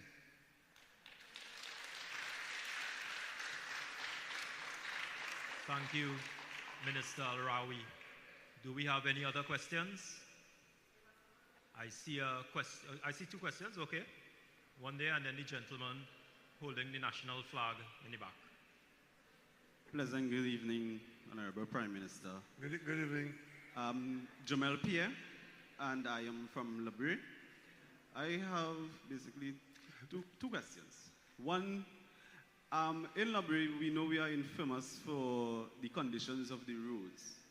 And in the past, we had a system where the Ministry of Works had an outpost where they used to have workmen that will come out and continuously do maintenance works to the roads. Mm-hmm. That system no longer exists, and it seems as we have moved to strictly contracting out services for the roads.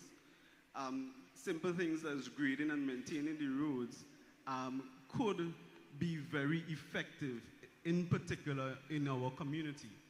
I ventured into High Road just today, and there has been no attempt to address the drainage or the conditions of the roads since I maybe was a little child. And that is an issue that we face. The second issue that I want to raise is that of the management system that we use for our community centers. I have not gone into any community that didn't have problems with the management of the community facilities. I've seen in some instances you have community youth groups practicing outside because they're not being allowed access into the community facility. You have instances where people believe that it's their birthright for these facilities, and it's not redounding to the benefit of the community. How can local government and central government address these issues? With respect to the point you made there about not having these outliers of units to do small maintenance on the roads, what has happened is that the system when that existed was one where we didn't have a proper road network. So people didn't get to move as easily and freely around. So the managers then located those maintenance units away on the road and in districts. They became a casualty of the very improvement of the road system. Because as the road system was improved, the view was taken by the managers that we can easily move to these areas and do the maintenance. So we could afford to keep the resources here or be here, keep the staff here, and then move easily from here to many miles away and do maintenance. That sounded good, or maybe it is good, but the end result is that small maintenance work like a pothole or a clogged drain is lost under the radar, because where the decisions are being made now, they make decisions on a major scale for something big. They don't pay attention to something small. So a pothole that could annoy you to the high heaven or damage you and is dangerous could remain in the road, because where the decision is being made, where the staff is located, that pothole doesn't feature. And that happens, and the more you improve the road network and allow you to move far away quickly, is the more there has not been any of these regional service centers. But another point that you have to admit, if we are honest with ourselves, there are a number of people on the government payroll who are paid to do certain jobs which do not get done.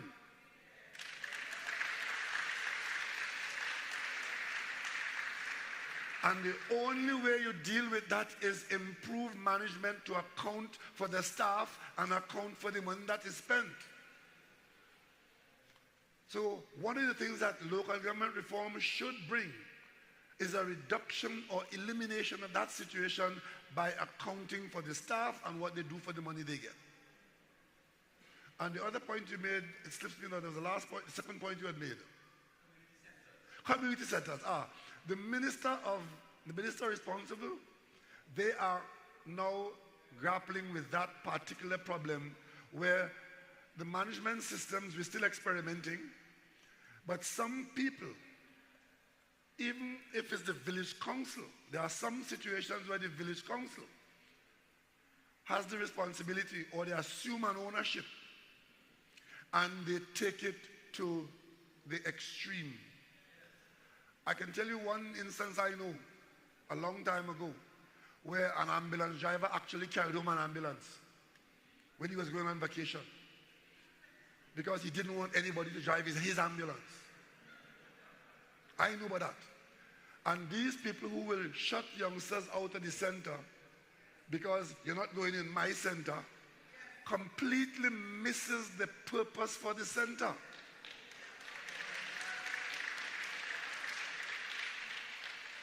So we have to put arrangements in place which can accommodate the requirement for discipline, but ensuring that the center is used and fit for purpose. So the minister is working on that now, and very soon some new guidelines will come out that should address that problem, but I know it exists.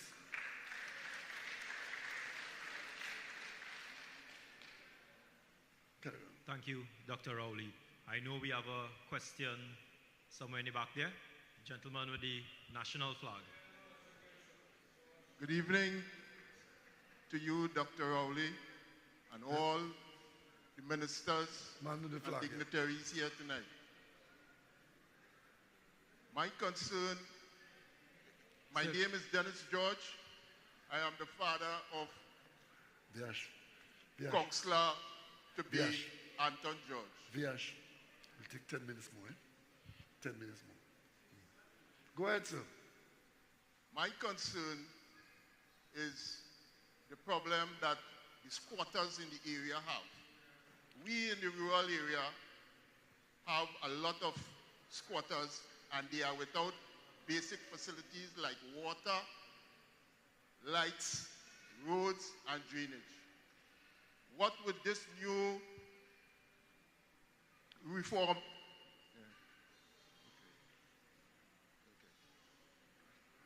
Go ahead, you have a mic, you know. What would this new reform do to bring these squatting communities on stream? Thank you. Is it public land or private land? Those are more Petrotrin land, ex-Petrotrin land. So it's public land? Yes. Well, as it stands now, there's no immediate role for local government in land regularization. There's another agency that exists called the Land Settlement Agency, which can take up the issue of established squatter settlements being regularized. We have to be careful that we don't say or do things that indicate that there could be a carte blanche occupation of public lands by squatting. We know that there are squatter communities that exist, some of them in the south here, some of them on Petrotrin land. Some of them will qualify for regularization, but other situations, there needs to be protection of public land from wanton occupancy.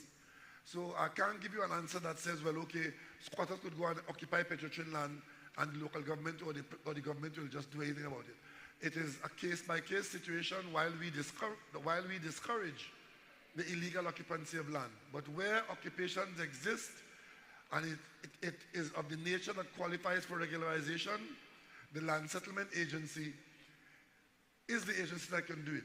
But in the future, a good functioning local government body can have some kind of arrangement and partnership with the Land Settlement Agency in dealing with this issue that you just raised of an established squatter settlement which requires regularization.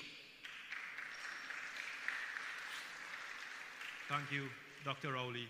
I know we have a question to the back there.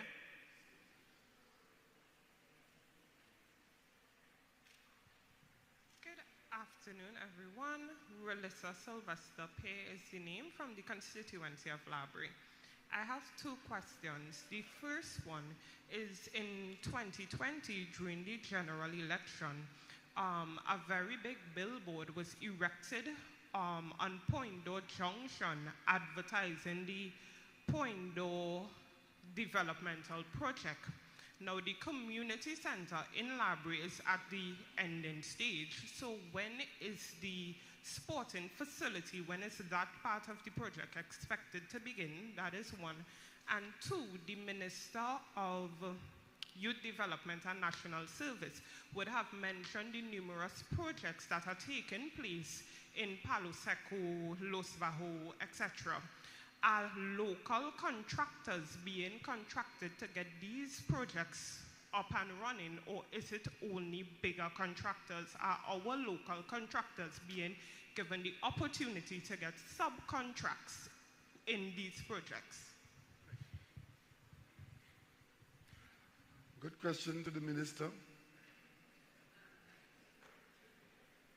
Let me answer the first part. The first part about the billboard.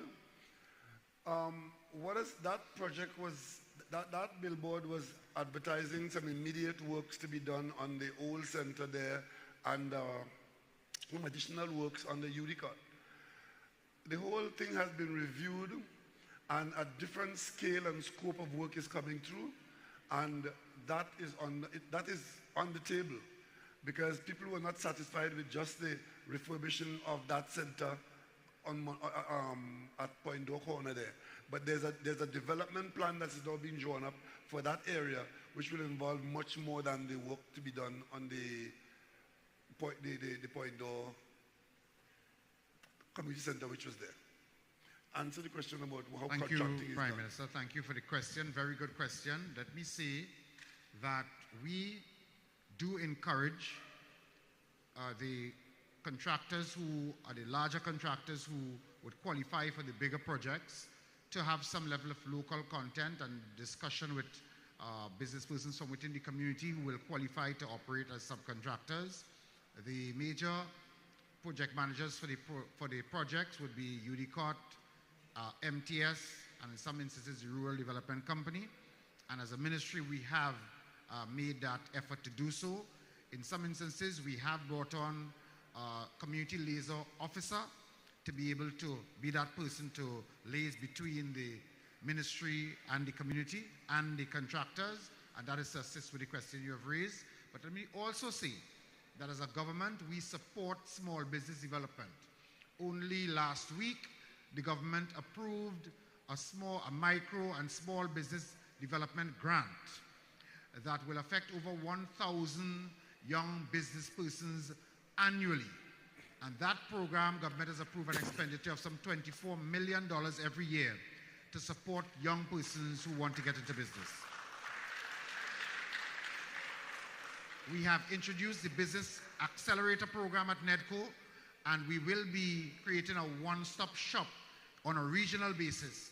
So once you have your business idea, if you're a small business person, you go into NEDCO, you'll get all the support to develop your business plan, all the networking and mentorship support, and as well, startup capital in the sum of $20,000 per individual.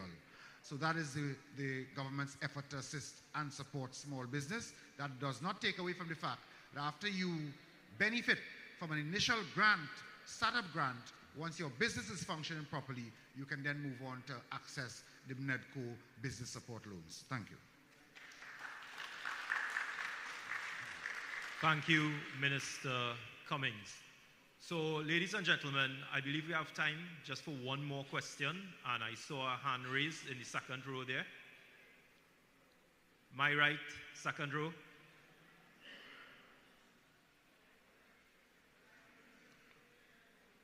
Just state your name and location, sir, and your question. President, good night to the Honorable Prime Minister, Dr. Keith Rowley. My name is Junior Francois, and I live Santa Flora. I'm in the electoral district of Palaseco. So, having the last question, I think it's kind of one of the appropriate questions to ask tonight. Could you explain, Mr. Prime Minister, the present structure in terms of how resources are allocated to the cities, corporations, boroughs at present, and with the vision for local government reform, when all the changes come in place, what do you see as the new structure that you would like to see in place? And maybe more to the minister who was in the ministry, how does that translate in terms of the legislation coming into place? Let's say, for instance, a corporation or a borough, in terms of their revenue collections, come short. What is the amount of subvention that central government will have for that, or what do you see as your vision in terms of how that would be filled, as opposed to another borough that is maybe collecting more revenues than they expected? I'm glad you raised that question. I think the minister should be the best person. I'm glad you're here. Come answer that question. While you're make your way up. Answer that question. While the minister is making his way up, that question is an interesting question, because I heard a certain amount of misinformation geared at mischief in a political offering recently saying that Point Fortin gets $70 million and Cuba Tabaqui Talparo gets $70 million. So while corporations have got money, the same amount of money goes to Cuba Tabaqui Talparo with this large area and large number of districts as goes to Point Fortin. That is the kind of thing that people are campaigning on, just naked lies, hoping to get themselves elected. Minister, could you answer that question, please? That's a very vital question. Sure. Thank you very much, Honorable Prime Minister, and for the question. Contrary to what is said, corporations actually are assessed, the current way of allocating monies, they are assessed by geographical layout, density of population, and the demand for resources. I'll give you an example. The city of San Fernando is quite small on the map, but it's quite dense in its population. Rio Claro, Mayaro is a very large area with similar amount of population in terms of density. The rural network of roads comprises 81% of our roads are secondary roads. They are vested in the corporations. Just for an example, so in the back of the Municipal Corporations Act, you'll see the vestings of roads. So when the requests for accounts come in, the corporations submit requests to the Ministry of Local Government, which requests then are forwarded to the Ministry of Planning and the Ministry of Finance. And to give you an example, a corporation may ask, let's take Tunapuna Piarco Regional Corporation, they will ask for $100 million to maintain their corporations. Because remember, they have to fix roads, they have to do spaces, they have to deliver services. For the year, and I have some data with me, 2021, if I look at Tunapuna Piarco Regional Corporation, they got $10 million. They asked for $100 million, they got $10 million. The next year, they got 14. The next year, $28 million. And under our present financial circumstance with reform, last budget, they got $45 million. But that's still $55 million short of the 100. The Prime Minister took a very bold step in ensuring that the Property Tax Act, which was put into effect since 2009, then 2010, and which was announced to become operative in 2013 budget, starting 2014, at $1 a day and $2 a day, $65 million can actually be brought in to Tunapuna Piarco Regional Corporation. $65 million. Bridging the gap between the $100 million that they asked for and the $40 million that they got, just by $1 a day and $2 a day. What that does is that it means that every single corporation gets to not only get more money, but keep it, because we amended the Public Procurement Act. We amended a number of pieces of law that are under the Municipal Corporations Reform Package, and we said the corporation will collect the taxes. Now, what that means is we get every single entity with more money, and therefore the demand for allocation under a new system is a combination of the new law and the requests of the Ministry of Finance. Because you have exceptions. Cuba Point Lisas, they have an industrial estate. They might be dense over there. The residential properties may be less. So the Ministry of Finance will deal with a top-up. Remember, what we're able to do now is to actually deliver services and jobs. Because for the first time, local government will have the ability to hire people other than through a service commission. It's the first time, because we amended the law to do that. And by creating new standing committees, they now have the obligation to fix schools, to do things, but it all comes with money, manpower, mobilization, and materials. So this is a well thought out package, and for everybody who's listening, local government reform means finally you get more jobs with more local content using small amounts of contribution from the government put to use by yourself, supervised by you yourself, whether you're minority or majority. Thank you very much. Well, I think that that question was a good question, and the answer was almost as good. And it's a good point that we can wrap up. It's close to your bedtime. I simply want to say thank you here in Palo Seco for coming out and allowing us this opportunity to talk to you, and by extension the wider national community. And also to clarify what will take some time to be digested by the national community. There's a statement, I don't know where it came from, but I saw it and I adopted it, and I put it in my office. And it says, success requires change. Success requires change. Change brings conflict. Without managing that conflict, without the change, there'll be no success. I think we all are after success. I think the general sentiment in the country is that what passes for local government now is not satisfactory and it requires change. That change can be done. It should be done. We've prepared to do it. We're not doing it by a VAPS because we had a beer or a VAT-19 recently, or a vodka for that matter.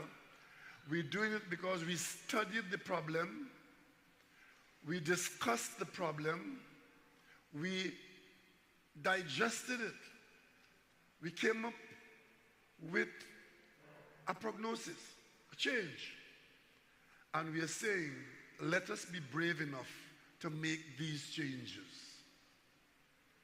And elections have consequences. You, at this time, you are asked to come out and vote for something. And that something is to support local government reform. So we can confidently go ahead and do the things that we say we are going to do. Because we put everything out there, there's no secret. We say what we are going to do. And if you genuinely believe that those things will improve your community, I ask you to take the responsibility as the voter to receive your elected people and receive local government reform and its benefits. Come out and vote on August 14th. And when you come out, vote PNM. It's the better choice.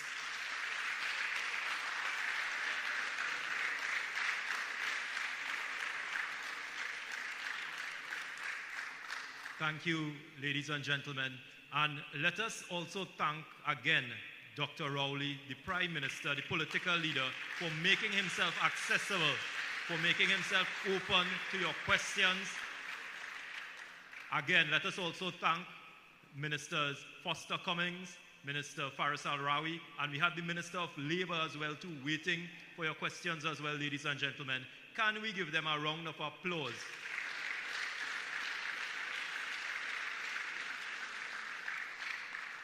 Ladies and gentlemen, I hope you found today's conversation or tonight's conversation with Dr. Rowley enlightening, fruitful, and most of all, beneficial.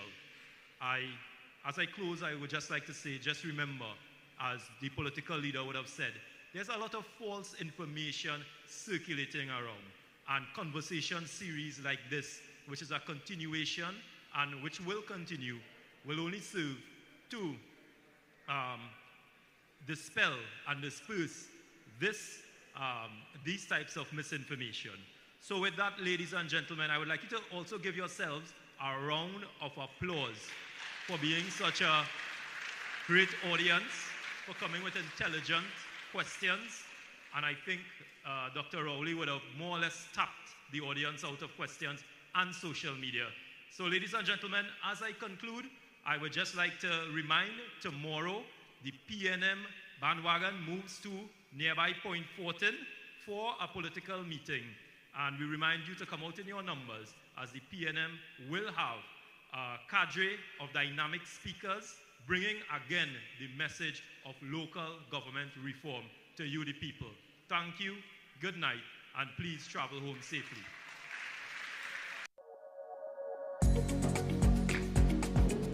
Welcome to Conversations with the Honorable Dr. Keith Rowley. The preceding program was a paid political broadcast. The greatest weekend of the year! Guinness presents Great Fete Weekend, July 28th. We are bringing the spirit of carnival to the beach! Soca Glow! Soca Glow! Sounds of Soca! Nadia Baxen! Viking! Ding Dong!